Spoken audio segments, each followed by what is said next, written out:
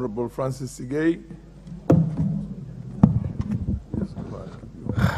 Honorable Speaker, I want to thank you for giving this opportunity to also contribute on this very important motion. First of all, Mr. Speaker, I want to thank the committees who are dealing with this issue of budget and appropriation. Mr. Speaker, first of all, I want to thank the government, and especially His Excellency the President, for targeting agriculture.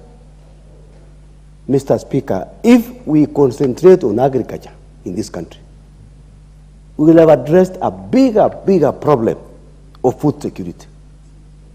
And if you go back, Mr. Speaker, you realize that most of the foreign exchange earnings in the past have been used to buy food because of food shortage in this country. I laud the government, particularly for allocating 8.5 billion shillings for fertilizers.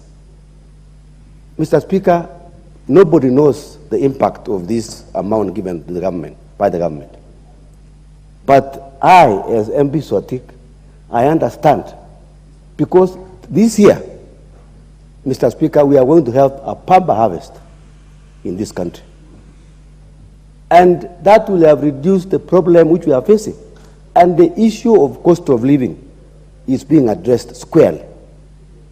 Mr. Speaker, I also would like to thank the government for taking up reforms in sectors like tea, coffee, and cotton, because these are the leading foreign exchange earners.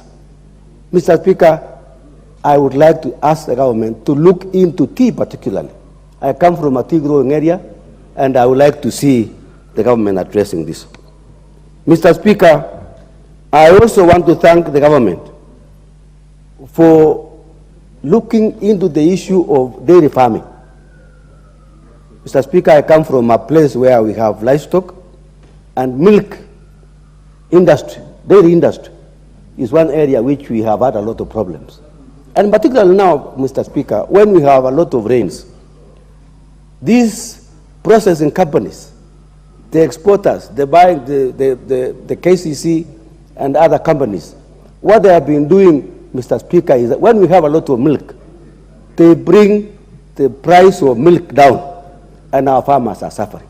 I must thank the President. When he came to Atik last week, Sunday, he said he was going to give us, he's going to support the farmers by giving 500 million Kenya shillings to support our farmers. I thank this issue, Mr. Chairman. I also want to thank the government for trying to look for jobs in the diaspora.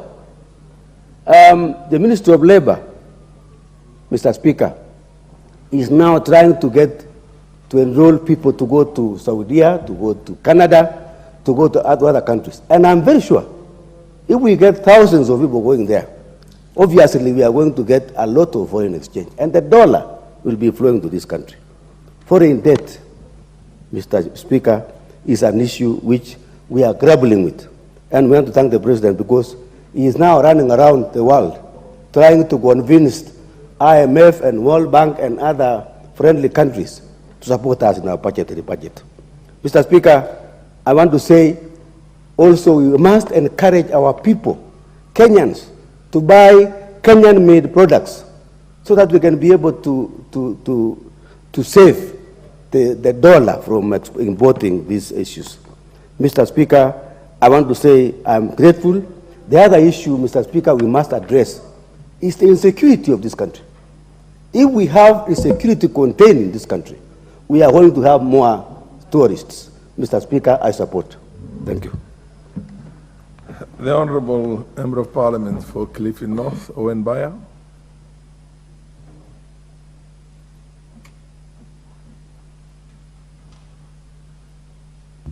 Thank you, Honourable Speaker. Honourable Speaker, I want to thank you for giving me this opportunity and to say this. The question of debt in this country has preoccupied Kenyans for many years. It has preoccupied